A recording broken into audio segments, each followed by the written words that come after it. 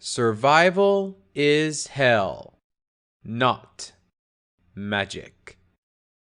By Dark0592. Chapter 3, Day 42. Well, I managed to put together a new memory chip for the magic camera. I gave the old one with the previous logs to Spike, so people know what state Canterlot is in. I scouted out a clear route and managed to get him out without any problems, though I had to fight a specter to get back home. I've done some research on the antitoxin properties of my blood, but nothing conclusive or worth mentioning has come up yet. Twilight Sparkle, Day 42, Log 8. Twilight said into the camera after she made sure it worked again. She put it back on the table and looked at her makeshift chemistry lab. It was terrible in terms of quality and took utmost care to handle without anything breaking. In order for me to actually get anything done, I need better equipment, she said to herself as she left her home. She looked up at the palace. She had gone there a few times to search the archives, and it was clear of ghasts. She had no idea if specters could get in, but she had seen a ghost there once. The palace had the best lab in all of Equestria, though, and it was her best chance to get what she needed. She took off and blasted towards the palace on her wings. Normally, she would teleport, but after teleporting under a pile of rubble where a friend's house used to be, she stopped using that means of travel.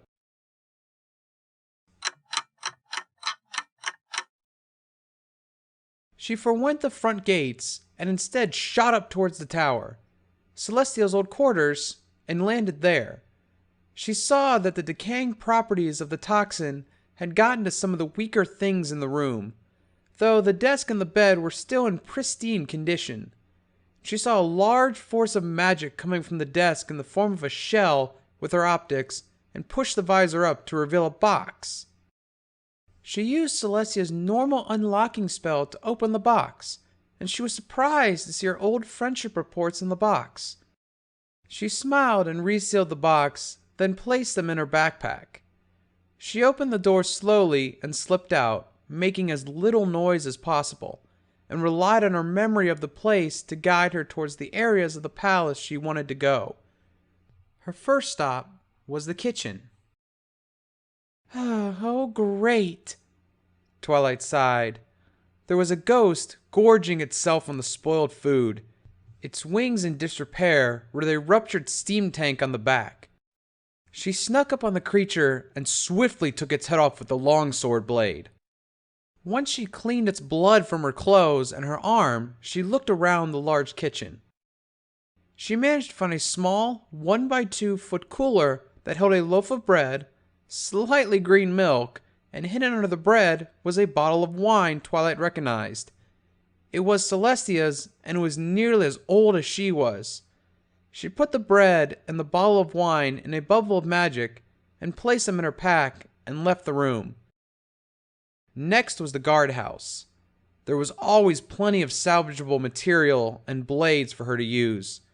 She also had a few racks of armor that she had been experimenting with and now needed replacements. She also found a pair of magic, short-range radios and placed them in a side pocket. Using a shrinking spell, she placed a good amount of armor and weapons into her backpack and kept going. Her next stop was Luna's room. She hadn't been there, and she wanted to make sure that there wasn't anything the Princess of the Night left behind that wasn't important. She quickly found the doors leading to her quarters and pushed them open. She was impressed by the room. While Celestia's room was rather bare, Luna had many wondrous curtains and paintings, and even a few banners from a previous age lining the walls. She pulled her visor back down and scanned the room for anything protected by magic. She was surprised to see a painting in a box under the bed covered in various barriers. She examined the painting first. It was a picture someone had painted perhaps right after the banishment. It was of Luna and Nightmare Moon locked in a battle, neither side winning. But while Nightmare Moon had nothing but darkness behind her, Luna had various people and her sister, along with the moon and the sun backing her up. Twilight could tell why it was protected. She put a barrier around it as if not to break any of the ones in place and used a shrinking spell and put it in her pack. She then turned her attention to the box under the bed. It had a padlock keeping it shut, but it had been corroded by the air and now rested at the box's side. The box had a simple invisibility spell on it and a simple barrier to ward away the elements. They were rather recent spells, judging by the actual spells. Twilight opened it and was surprised to see what was inside. Nightmare Moon's regalia. As she examined the regalia, she noticed a carving on the lid of the box. Even when my darkness was at its peak and all was lost, you will have those that still love you and see you through the nightmare. She recognized it as Celestia's handiwork and smiled as she added the box to her pack. She made one final sweep of the room, picking up some important documents that weren't too badly corroded, and left for her final stop, the labs.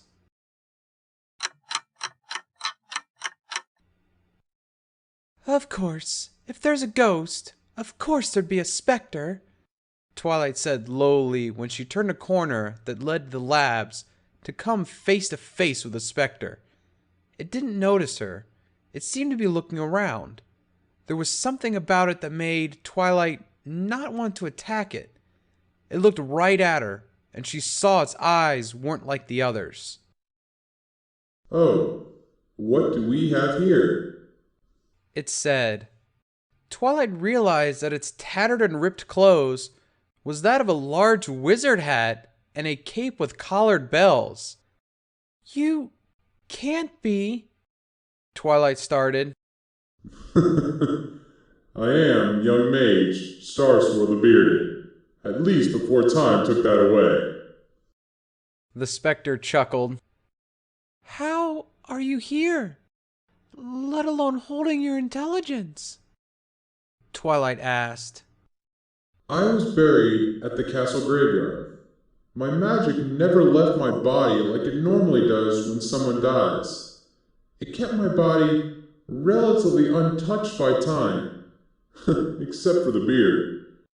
I wasn't aware. It's like I blinked, and suddenly I'm alive again. Though, obviously I'm not truly alive." Starswirl explained.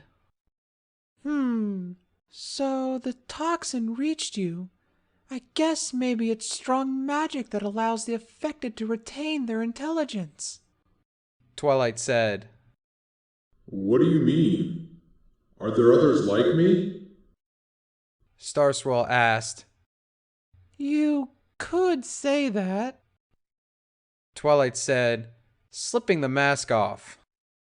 "Oh dear. I can tell you're not quite human anymore. I must ask, what are you doing at the palace?" He said, looking around.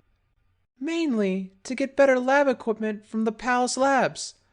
Though I made a few stops and salvaged some useful things and even found some items of importance, Twilight answered.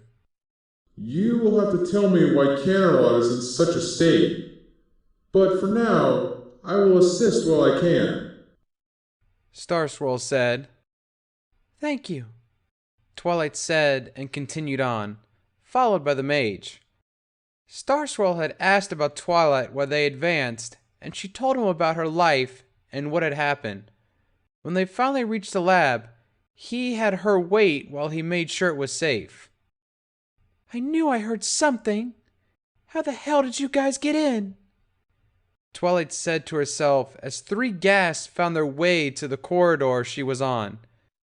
She put her steam rifle on the ground, letting the steam build up to necessary pressure while she fought, and extended the longsword's blade. She made the first strike, startling the ghasts before they completely turned the corner. She had killed the first by removing its head and jumping back. She looked at the rifle, but it wasn't at the required pressure yet. So she looked back at her now prepared opponents. She blocked 2 sets of claws and teeth and activated her blood pump on her arm. Just as it reached the holes she had made, she jumped back and lunged forward once more, grabbing one of their heads and pulling her mask back on as the rancid smell of flesh burning in the acid filled the corridor. Just as the final beast lunged at her, she swiped her hand at it, flinging some of her acid blood into it and causing it to falter. She quickly turned the pump off and slid towards the rifle. Hearing the noise, Starswirl looked out of the door to catch Twilight grabbing the rifle and sending a spike into the final creature's head. He saw the state of the other two, and he stepped out fully. Well, the labs are clear. I guess the same can't be said for the rest of the palace, He said, I'm used to more numbers. It must be really hard for them to get in. Twilight said, So that acid blood of yours is supposed to be an antitoxin? Starswirl asked. It absorbs the toxin and destroys it, but it's obviously not like Vaseline, Twilight said, earning a chuckle from the mage. She entered the dark room and snapped her fingers and sending a bit of magic up to the lights, turning them on. Oh my! Starswirl said as his power was starting to be siphoned off towards the ceiling. It appears this lab was equipped with a gem that absorbed ambient and unused magics. That just so happens to be what I'm made of at the moment. Well, it was good to see a friendly face. I wasn't going to live like this for much longer anyways. He continued. Well, I'd hate to say goodbye so soon, but I understand, Twilight said. She shook his hand before the decayed body fell to the ground. With a moment's thought, she used her magic to remove the hat and cloak. At this point, they were technically ancient artifacts. All right, let's see. That gem could be useful for this. I'll need one of the hazardous material handling kits. She started as she looked around the room.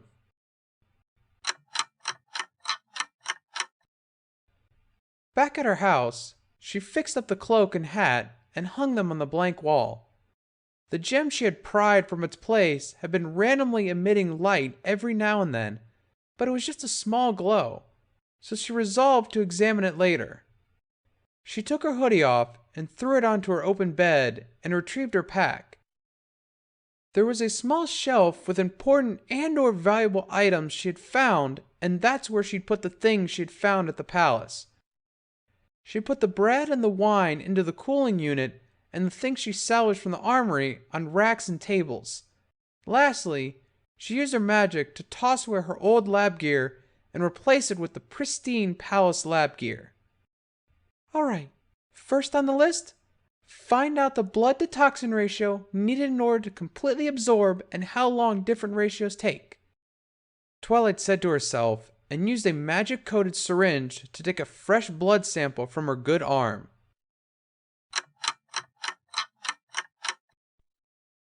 Spike, where is the rest of your team? Celestia asked. It had taken a few days, but Spike finally managed to get all the way up to Celestia to give his report. They're dead, Princess. Almost all of the life you sensed are those mutated monsters. They're like zombies, and the ones that took out my team had unstable magic pouring out of it that ripped them to pieces, Spike answered.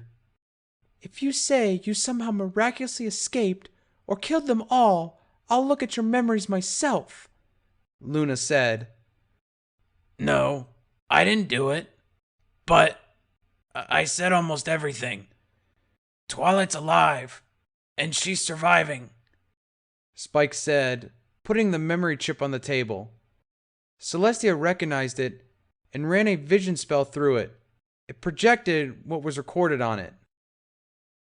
Some people think survival is fun, that challenging themselves in life or death situations is a blast. Those people don't know what it's like to actually survive. Sure, hiking in the wilderness could kill you, but they've never been through true survival. Twilight Sparkle, Day 30. The recording of Twilight started. When the first one finished, Celestia stopped the spell. She's alive? Celestia said. Yes. She saved me and helped me get back out. Celestia, we found out that her blood absorbs the toxin in the air. She said when she finds a way to make it work, she'll turn the barrier blue. Spike said. What do you mean, make it work? Luna asked. She changed in there, mostly physically. Her blood has acidic properties now, and she's got superhuman strength and speed. She somehow pieced together makeshift biometrical limbs and used them and even rigged an entire house with steam power. Spike said. Wait, you said biomechanical limbs? Shining asked. She lost her right arm when it started, but using books and manuals, she put makeshift stuff together and used it. But she told me she found a black market stash in the Olympian sports store. Blue Blood is dealing black market prosthetics, illegal ones, and military prototypes. She had a modified longsword last I saw. Spike continued. That is a lie. I won't even deal anything to such peasants. Blue Blood exclaimed. Spike pulled the evidence Twilight had took and the note and put them on the table. Her most current log was right before she helped me. I think she said log 7. We could learn from them. That's what she told me. Spike said as Blue Blood tried to run, but Celestia stopped him. Well, thank you, Spike. When this is all over, I'll thank Twilight personally. Everyone but Twilight's personal friends and family leave. Celestia said. The guards and officers nodded as the rest of Twilight's friends stepped up. Shiny and Cadence stepped up to the table as well.